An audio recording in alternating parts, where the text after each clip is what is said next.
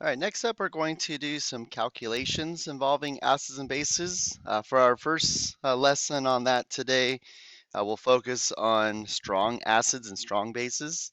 We'll see in the next lesson that calculations involving weak acids and weak bases are significantly more extensive than calculations involving strong acids and bases. So let's start with the auto ionization of water. So that prefix auto means self. So water all by itself is able to form ions. So let's take a look at that equation. So essentially what happens is a water molecule reacts with another water molecule. Now let's think Bronsted-Lowry definition. One of the water molecules acts as an acid, the other acts as a base. So we have a proton being donated from one water molecule to another, and we produce these ions in solution. So this is why I said in the definition of an Arrhenius acid, it is a substance that increases the concentration of H plus or H3O plus, and a base is a substance that increases the concentration of OH minus. Has to do with this. So water all by itself, and true of any aqueous solution, is going to contain both H plus and OH minus ions. Let me say that one more time. All aqueous solutions contain H plus and OH minus ions. So if you put an acid in water, it's going to increase the concentration of H plus. If you put a base in water, you're going to increase the concentration of OH minus. All right, so let's do this then. Let's derive Kw. Kw is the equilibrium constant for the ionization of water. W means water here. So let's look at our equilibrium equation. We'll start with Kw equals, and same as always, products over reactants. So we have concentration of H3O plus times concentration of OH minus over. Notice that's the water is a liquid, so not over anything. So just like any other equilibrium constant, Kw has a particular value at a certain temperature. Need to memorize this value. It is 1.00 times 10 to the negative 14th. That's when the temperature is 25 degrees Celsius. So we won't see any other situation where the temperature is not 25 degrees Celsius. So if it doesn't say in the problem, we'll assume temperature always is 25 degrees Celsius. So again, what that means is the product of the H plus and OH minus concentrations in any and all aqueous solutions is 1.00 times 10 to the negative 14th. All right, so let's do some examples with that. First one is calculates the H plus concentration in pure water. Now, something we have to ask about water is water acidic, basic, or neutral? So I like to think of the H plus ion as the ion that makes the solution acidic. So if you have a lot of H plus, that solution is acidic. I like to think of the OH minus ion as the ion that makes the solution basic. So if you have a lot of OH minus ions in solution, that solution will be basic. Well, water is actually neutral. Now, a lot of people will say that water is neither acidic nor basic. And though that may be true, I like to put a different spin on it. I like to say that water is equally as acidic as basic. And so if it's equally as acidic as basic, then that must mean that the H plus concentration and OH minus concentrations are the same. So that's what we're trying to find. What are they? So we're going to take our Kw expression. And again, we don't have to always start by writing this, but I want to show you with this first example what we're doing. We're trying to find the H plus concentration. We know it's the same as the OH minus, so if we make X for H3O plus, then OH minus is X. So we end up with X squared equals Kw, which is 1.00 times 10 to the negative 14th. Go ahead and pause the video and solve for X. Be careful here. A common mistake is students will say 2x equals Kw, It's not H3O plus plus OH minus, it's H3O plus times OH minus, so we get X times X squared. Solve for X, we get 1.00 times 10 to the negative 7th. This is our concentration of H plus and OH minus coincidentally. Not coincidentally, but OH minus as well. And so make sure you include units. So 1.00 times 10 to the negative 7th molar. Now this is a very significant value, as we'll see later on. So true pure water or also any neutral solution, neutral meaning neither acidic nor basic, or like I said before, equally as acidic as basic. Concentration of H plus and OH minus will be 1.00 times 10 to the negative 7th. All right, so I'll give you a chance to do one on your own. Calculate the H plus concentration in a solution that has an OH minus concentration of 2.00 times 10 to the negative 6. That's, of course, molar. Go ahead and set that up. Pause the video. Do that now. So took the equation just above, rearrange it to solve for H plus concentration. Remember, H plus and H3O plus are the same thing. So they're completely interchangeable.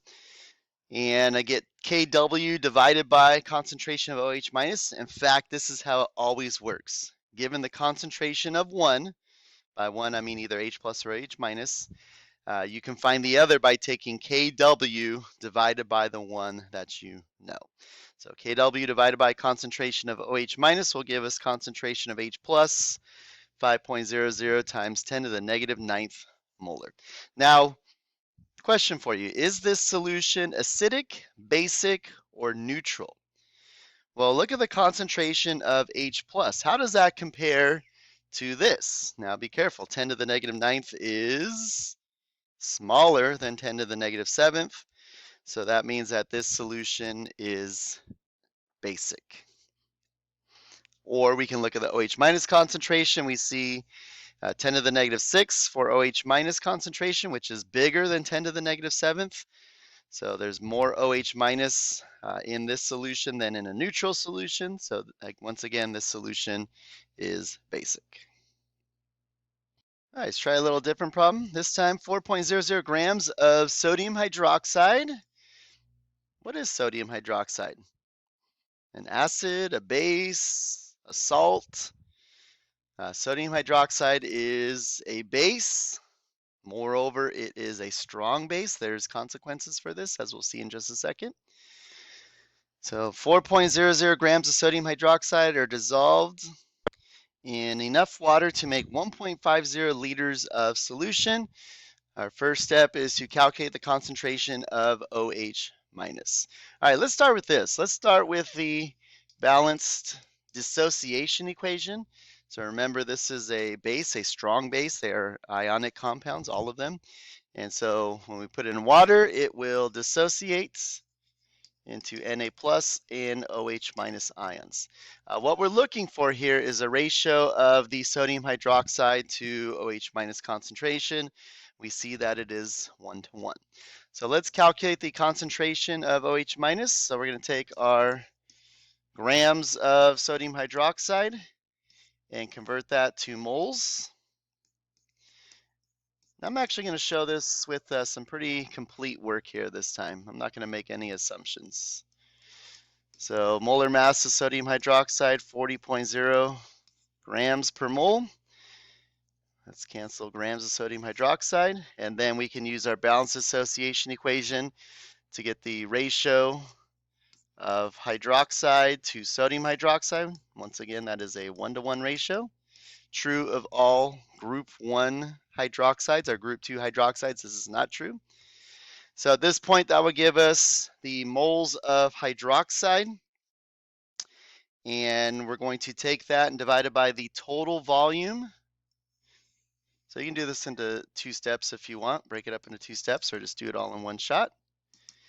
And we'll get our concentration of sodium hydroxide, which will also be the concentration of hydroxide ions. Go ahead and pause and see what you get.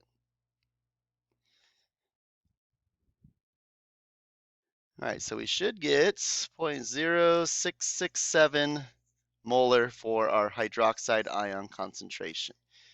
Notice pretty high concentration, especially compared to 10 to the negative 7th. Again, confirming that this is a base. All right, letter B, calculate the concentration of H plus. Is this a trick question? This solution is a base. Bases, do they have H plus ions? Yes, they do. All aqueous solutions have H plus and OH minus. Now let's make a prediction here. Given that this substance is a base, what do you think the concentration of H plus is? Well, in any basic solution, the concentration of H plus is going to be really small. So how do we find the concentration of H plus? Well, we know concentration of OH minus, so we will use Kw. So go ahead and set that up and see what you get. Wow, look at that H plus concentration, 10 to the negative 13th. That's a really small concentration of H plus. Again, confirming that this is a base. All right, a little different example. 2.00 liters, okay, of HCl gas, oh boy, at STP, so we're going way back now to our unit on gases, is dissolved in enough water to make 2.30 liters of an aqueous solution. The temperature of this solution is then raised to 25 degrees Celsius. Little notes about that. The only reason that we're given that information is so that we can use the Kw that I gave you earlier. It has no significance in our calculation at all. Calculate the OH minus concentration of this solution. All right, so this time we're leaving some steps out. The problem's not walking us through. So let's look at the steps. Our first step is to write the balanced ionization equation for HCl. So when you dissolve HCl gas in water, you make hydrochloric acid. So hydrochloric acid is a strong acid. So again, what we're looking for is a ratio of the acid to the H plus. And we see, again, we have a 1-to-1 ratio. So what are we going to do? So we need to find concentration of H plus. We need to find concentration of HCl. So what are we going to do with our liters of HCl gas? Well, it's at STP, so I'm pretty sure we can pretty easily convert that to moles. And then once we have moles of HCl, we can find moles of H plus, and then we can use that to find the concentration of H plus. So why don't you do that just to make sure, see if what you remember from our gases units. Calculates the concentration of H plus. Actually, I'm going to let you do the whole thing. Calculate the concentration of H plus. Once you have that, use Kw to find the concentration of OH minus. Now, given that this substance is an acid, I'm guessing that the OH minus concentration is pretty small. We'll see. Pause and do it now. All right, so here's our setup. Concentration of H plus in this solution, 0.0388 molar, pretty high. And because of that, concentration of OH minus is going to be very small. Hopefully you notice that the H plus and OH minus concentrations are inversely related. So as H plus concentration goes up, OH minus goes down, and vice versa. All right, next up we have pH, which you may be familiar with and may not be familiar with POH. So here's what I like to do. I like to think of the P in pH or POH or PKW or pKa or P whatever. The P means, now it doesn't really mean, but you can think of it this way. The P means negative log. So what exactly is pH? Well, pH is not negative log of H, but negative log of H plus concentration. How about POH? Well, same thing, negative log of OH minus concentration.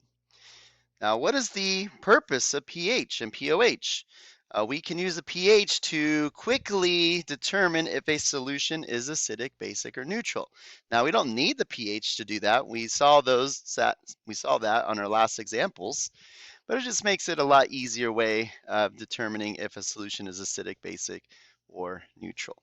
All right, so this is a test on your calculator skills, making sure you know how to use the log and anti-log functions, as we'll see in a little bit.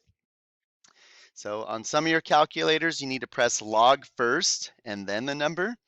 On others, it's the number first and then log. Make sure you take the negative log. The log of a hydrogen ion concentration is likely to be negative, and in most situations, the pH of a solution does not have a negative pH, though it can.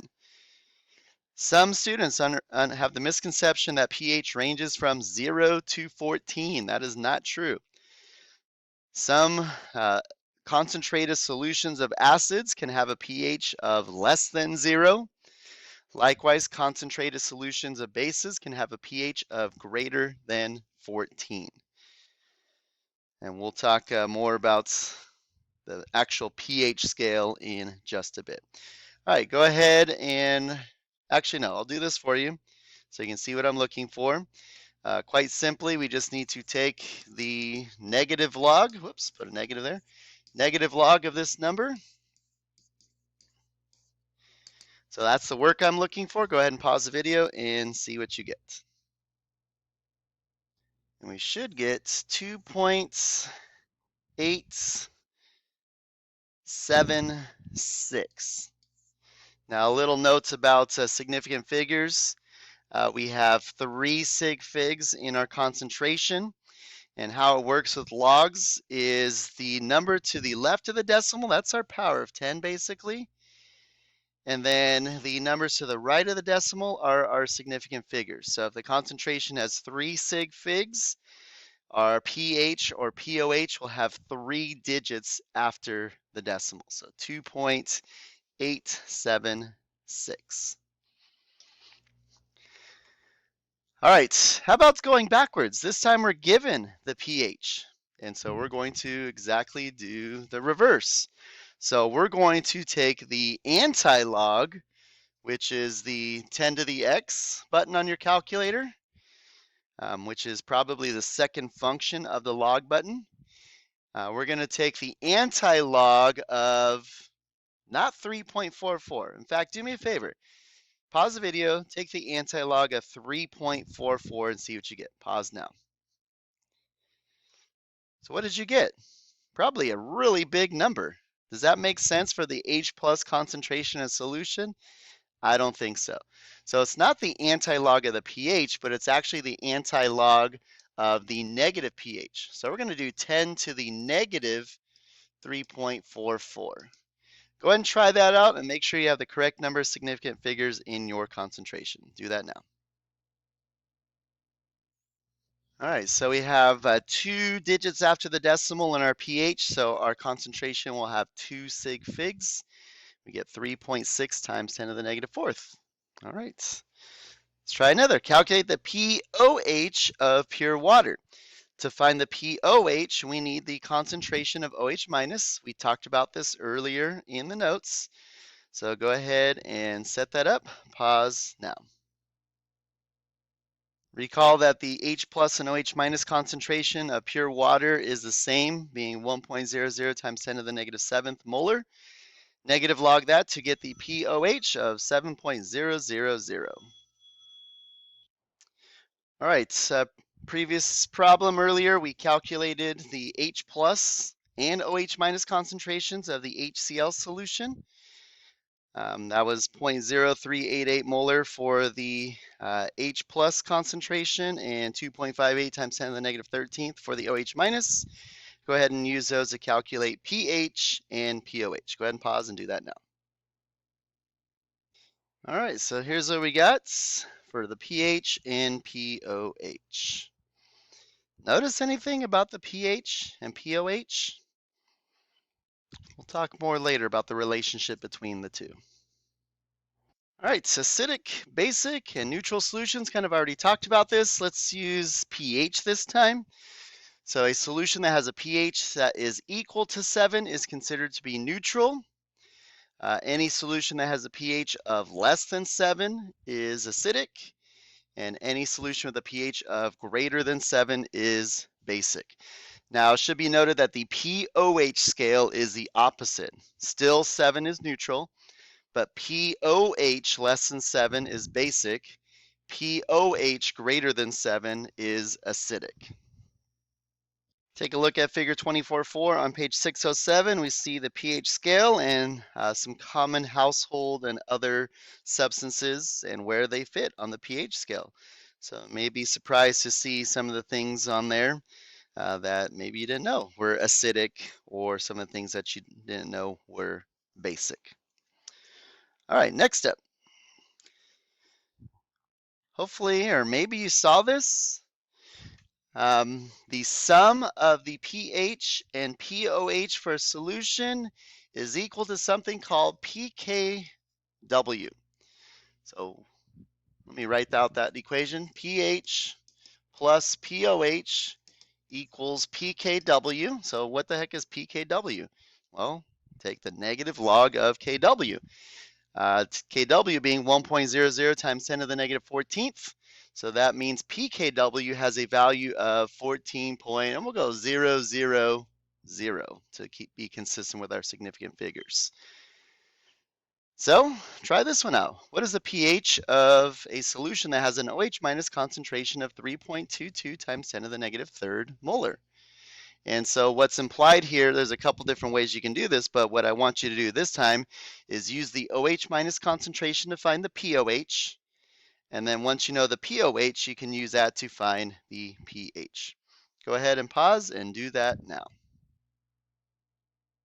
Now, hopefully you made a prediction. Take a look at our OH minus concentration. It is greater than 10 to the negative 7th, which tells us this solution is basic.